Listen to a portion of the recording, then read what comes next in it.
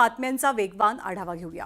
शक्तीपीठ महामार्गाच्या भूसंपादनाच्या प्रक्रियेला मंत्रिमंडळाच्या बैठकीत मान्यता मिळाली आहे। कोल्हापूरमध्ये शेतकऱ्यांच्या विरोधानंतर भूसंपादनाची प्रक्रिया थांबवली गेली होती। या भूसंपादनासाठी 20,000 कोटींच्या तरतुदीला सुद्धा मंजुरी मिळते। मात्र या भूसंपादनाला शेतकऱ्यांचा विरोध कायम आहे। तर धाराशिवमध्ये शक्तीपीठ महामार्गाच्या जमिनीच्या मोजणीवरनं पुन्हा एकदा शेतकरी आणि अधिकारी यांच्यात वाद झाले। तुळजापूरच्या वाणीवाडी इथे जमिनीच्या मोजणीसाठी आलेल्या अधिकाऱ्यांना शेतकऱ्यांनी रोखलं। यावेळी शेतकरी आणि अधिकारी यांच्यात शाब्दिक वाद रंगला। तर सोलापूरमध्येही शक्तीपीठ महामार्गाच्या मोजणीला शेतकऱ्यांनी विरोध केला। बार्शी तालुक्यातल्या शेतकऱ्यांनी शक्तीपीठ महामार्गाला तीव्र विरोध दर्शवलाय। दरम्यान मोजणीसाठी अडथळा आणणाऱ्या शेतकऱ्यांना तामलवाडी पोलिसांनी ताब्यात घेतलं। महायुतीचा ड्रीम प्रोजेक्ट असलेल्या शक्तीपीठ महामार्गासंदर्भात कॅबिनेटमध्येच नाराजी नाट्य रंगलेलं चित्र दिसलं। शक्तीपीठ महामार्गाला शेतकऱ्यांचा होणारा विरोध विचारात घेता मंत्री प्रकाश आंबेडकर आणि हसन मुश्रीफ यांनी नाराजी व्यक्त केली आहे। शेतकऱ्यांना विश्वासात घेऊनच निर्णय करणं अपेक्षित आहे, असं हसन मुश्रीफांचं मत आहे। महाराष्ट्राचं मंत्रिमंडळ म्हणजे महाराष्ट्राचा मालक नाही। सध्या महाराष्ट्रातलं मंत्रिमंडळ लुटारूंचं टोळकं बनले अशी टीका केली आहे स्वाभिमानी शेतकरी संघटनेचे अध्यक्ष राजू शेट्टींनी। त्यांनी शक्तीपीठ महामार्गाला विरोधही केलाय। मस्ताजोगचे सरपंच संतोष देशमुख यांच्या प्रकरणाची पुढची सुनावणी 7 जुलैला पार पडणार आहे। दरम्यान वाल्मिक कराडच कटाचा सूत्रधार असून या संदर्भातले पुरावे न्यायालयात सादर केलेत अशी माहिती वकील उज्ज्वल निकम यांच्या वतीने देण्यात आली। सरकारमध्ये मोठ्या पदावरती असलेल्या व्यक्तींनी सहकारी संस्थांच्या निवडणुका लढवू नयेत।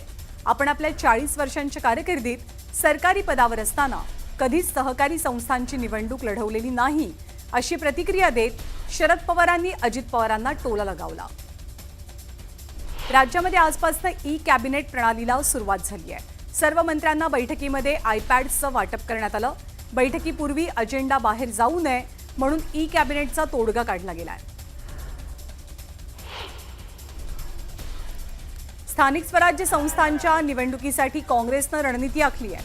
ऑगस्ट महिन्यामध्ये काँग्रेस राज्यात जनसंवाद यात्रा आयोजित करणार आहे। गावोगावी जाऊन सरकारचं अपयश जनतेला सांगितलं जाईल। मुंबई महानगरपालिकेची निवडणूक नवीन वर्षात होण्याची दाट शक्यता आहे। प्रभाग प्रारूप रचना अंतिम करण्याच्या तारखेत वाढ करण्यात आली आहे। प्रारूप आराखडा जाहीर करण्यासाठी 6 ऑक्टोबरची मुदत देण्यात आली आहे। अबू आझमींनी वारी संदर्भातल्या आपल्या वादग्रस्त वक्तव्याविषयी माफी मागितली। कुणाच्याही धार्मिक भावना दुखावण्याचा हेतू नव्हता, आपल्या वक्तव्याचा विपर्यास केला गेला असं ट्विट आझमींनी केलंय। तेजस्वी घोसाळकरांवरती शिवसेना उबाठाकडनं नवीन जबाबदारी सोपवण्यात आली आहे। दहिसर विधानसभा प्रमुखपदी तेजस्वी घोसाळकरांची नियुक्ती करण्यात आली आहे। हिंदीच्या मुद्द्यावरनं शिक्षण मंत्री दादा भुसे राज ठाकरेंना भेटणार आहेत। राज ठाकरेंच्या भेटीची भुसेंनी वेळ मागितली आहे। मंत्री आशिष शेलार सुद्धा भुसेंसोबत या भेटीला उपस्थित राहण्याची शक्यता आहे। लहान मुलांवरती तिसऱ्या भाषेचं ओझं नको, हिंदी भाषेची सक्ती नको, पण हिंदी भाषा शिकणं महत्त्वाचं आहे। देशात 55% हिंदी भाषा बोलणारे व्यक्ती आहेत अशी प्रतिक्रिया शरद पवारांनी दिली आहे। तर देशभरात मराठीची सक्ती करणार का असा सवाल मराठा आंदोलनकर्ते मनोज जरांगे पाटलांनी राज्य सरकारला विचारला। हिंदी सक्ती केली तर संपूर्ण देशात मराठीची सक्ती करायला हवी अशी भूमिका त्यांनी घेतली आहे। सक्ती केली म्हणून भाषा बदलत नाही, कितीही सरकार येतील किती जातील, भाषा मात्र टिकून असते। मराठी भाषेबद्दल आम्हाला अभिमान आहे अशी प्रतिक्रिया अभिनेते सयाजी शिंदेंनी दिली आहे। तर विद्यार्थ्यांना पहिलीपासून 4थी पर्यंत आपण केवळ मातृभाषा शिकवायला हवी। या वयात इतर भाषांचा फारसा संपर्क येऊ दिला नाही तर त्यांची मातृभाषा पक्की होण्यास मदत होते असं स्पष्ट मत अखिल भारतीय मराठी साहित्य संमेलनाच्या अध्यक्षा डॉक्टर तारा भवाळकरांनी व्यक्त केलंय। उबाटाचे संपर्क प्रमुख झाल्यावर गुलाबराव वाघ यांनी पहिल्यांदाच नंदुरबारमध्ये पदाधिकाऱ्यांची बैठक घेतली। आगामी निवडणुकीच्या अनुषंगाने स्थानिक पातळीवर स्वतंत्र लढण्याविषयी त्यांनी चर्चा केली आहे। कंत्राटदारांनी कामगारांना विना सुरक्षा कामावरती जुंपलं तर खबरदार असा इशारा कामगार मंत्री आकाश फुंडकर यांनी दिलाय। कामगारांना सुरक्षा साहित्य न पुरवणाऱ्या कंत्राटदारांवर कारवाई करणार असल्याचं मंत्री फुंडकर म्हणतात। वर्धा जिल्ह्यामध्ये 1974ला तत्कालीन सरकारनं दारूबंदी केली होती। जिल्ह्यातली दारूबंदी केवळ नावाला असून सेवाग्राम आणि पवनार आश्रम वगळता जिल्ह्यात पूर्णतः दारूबंदी उठवत खुली केली जावी अशी मागणी राष्ट्रवादी काँग्रेसचे खासदार अमर काळेंनी केली आहे। जळगावच्या सुजाता बागुल यांचा राष्ट्रीय फ्लोरेन्स नाइटिंगेल पुरस्कारानं सन्मान केला गेला। 18 वर्षांच्या अतुलनीय आरोग्य सेवेसाठी राष्ट्रपती द्रौपदी मुर्मू यांच्या हस्ते त्यांचा गौरव झाला। चिपळूणमध्ये उद्धव बाळासाहेब ठाकरे पक्षाचे नेते भास्कर जाधव यांच्या जनसंपर्क कार्यालयाचं उद्घाटन केलं गेलं। भास्कर जाधव यांच्या पत्नीच्या वाढदिवसाचं औचित्य साधून हा उद्घाटन सोहळा पार पडला। यावेळी भास्कर जाधवांनी एक गाणंही गायलं। ठाणे जिल्ह्यातील मीरा भाईंदर शहरात 163 कुपोषित बालकं आढळून आली आहेत। यातील 9 मुलं अति तीव्र कुपोषित तर 152 मुलं मध्यम कुपोषित गटात असल्याची नोंद करण्यात आली आहे। उल्हासनगर शहरामध्ये पावसामुळे रस्त्यांवरील खड्ड्यात वाढ झाली आहे। या खड्ड्यांमध्ये पावसाचं पाणी साचल्यानं प्रवाशांना खड्ड्यांचा अंदाज येत नाहीये, त्यामुळे अपघातांचं प्रमाण वाढलं तर वाहनांचंही मोठ्या प्रमाणात नुकसान झालंय। दीपा पाटील यांच्या स्मृतिदिनानिमित्त स्थानिक प्रकल्पग्रस्तांनी बाईक रॅली काढली।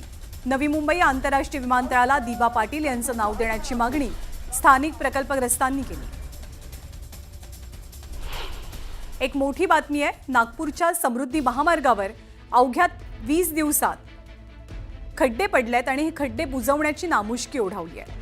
समृद्धी महामार्गावरच्या इगतपुरी ते आमणे या शेवटच्या टप्प्याचं 5 जूनला मुख्यमंत्र्यांनी उद्घाटन केलं होतं आणि याच महामार्गावर इगतपुरी ते आमणेच्या दरम्यान शहापूर तालुक्याच्या हद्दीत 20च दिवसात दोनही मार्गिकांवरती खड्डे दिसून येतात। या टप्प्यासाठी 1182 कोटी रुपयांचा खर्च झालाय, पण तरीही अवघ्या 20च दिवसात पडलेले खड्डे बुजवण्याची नामुष्की रस्ते विकास प्राधिकरणावरती आली आहे।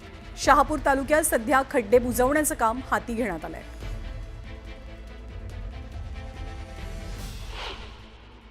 नागपूर मुंबई समृद्धी महामार्ग हा मुख्यमंत्री देवेंद्र फडणवीस यांचा ड्रीम प्रोजेक्ट असलेला प्रोजेक्ट होता। त्या ड्रीम प्रोजेक्टचं आता नुकताच शेवटच्या टप्प्याचं म्हणजे इगतपुरी ते आमना या समृद्धी महामार्गाच्या शेवटच्या टप्प्याचं 5 जून रोजी नुकतंच उद्घाटन झालं आहे। आपण आता आहोत शहापूर तालुक्यातील त्या समृद्धी महामार्गावर। आपण दृश्यामध्ये पाहू शकता का या समृद्धी महामार्गावर अशा पद्धतीचे खड्डे पडले गेल्यामुळे हा महामार्ग हा येणाऱ्या वाहनांना अपघातांना आमंत्रण देणारा हा समृद्धी महामार्ग ठरत आहे। या समृद्धी महामार्गावरनं 80 ते 120 किलोमीटरच्या स्पीडने वाहने ही चालत असतात आणि अशा या महामार्गावर अशा पद्धतीचे खड्डे हे या अपघातांना आमंत्रण देणारे असले तरी आपण या शेवटच्या टप्प्यातील इगतपुरी ते आमने या 76 किलोमीटरच्या रस्त्यासाठी तब्बल 1182 करोड रुपयाचा खर्च करण्यात आला आहे। तदनंतर हे अशा पद्धतीचे झालेली खड्ड्यांची खड्डे पडल्या गेल्यामुळे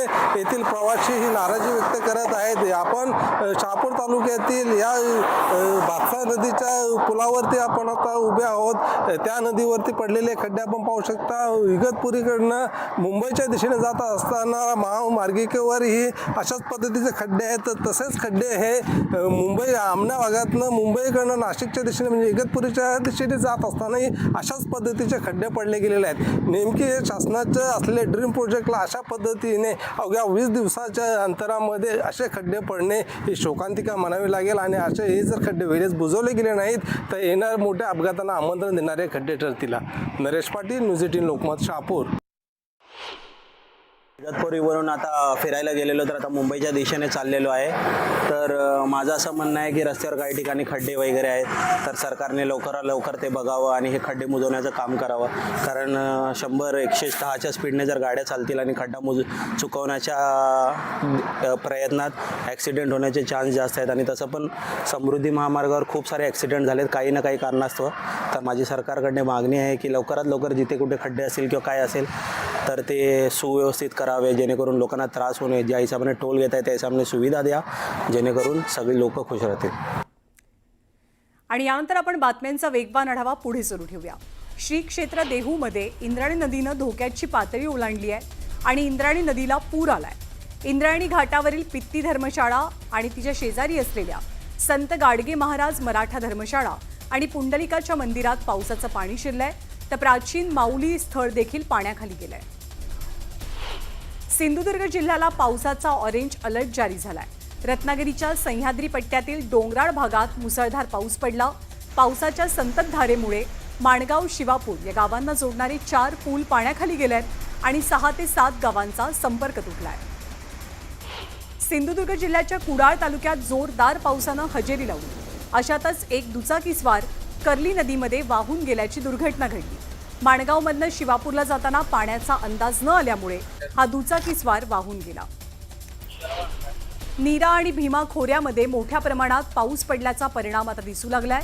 एकीकडे उजनी धरणात येणारी पाण्याची आवक लक्षात घेऊन धरणातनं नदीपात्रात मोठ्या प्रमाणात विसर्ग सुरू आहे, तर दुसरीकडे वीर धरणातनं सुद्धा पाणी नीर नदीमध्ये सोडलं जात आहे. त्यामुळे दोन्हीकडनं आलेल्या पाण्यामुळे चंद्रभागा दुथडी भरून वाहते. सांगली जिल्ह्याला मुसळधार पावसानं झोडपलाय. पावसामुळे सखल भागात पाणी साचलं, त्यामुळे वाहन चालकांना मोठी कसरत करावी लागते. सूर्या नदीवरच्या मासवण येथे उड्डाण पुलाजवळ अडकलेली खासगी बोट एनडीआरएफच्या जवानांनी सुरक्षितपणे बाहेर काढली. मासवण येथे एक बोट पाण्याच्या प्रवाहासोबत वाहून गेलेली. नागपुरात पावसानं हजेरी लावली आहे. गेल्या अनेक दिवसांपासून नागपूरकरांना या पावसाची प्रतीक्षा होती. उकाड्यापासून नागरिकांना दिलासाही मिळालाय. एक मोठी बातमी, 1ली ते 4थी पर्यंत हिंदी सक्ती असू नये, 5व्या वर्गापासून हिंदी शिकवली जावी असं मोठं विधान उपमुख्यमंत्री अजित पवारांनी केलंय. कोणत्याही भाषेला विरोध नाहीये, मात्र पहिलीच्या मुलांवरती अतिरिक्त ओझं टाकणं योग्य नसल्याचं मत अजित पवारांनी व्यक्त केलं.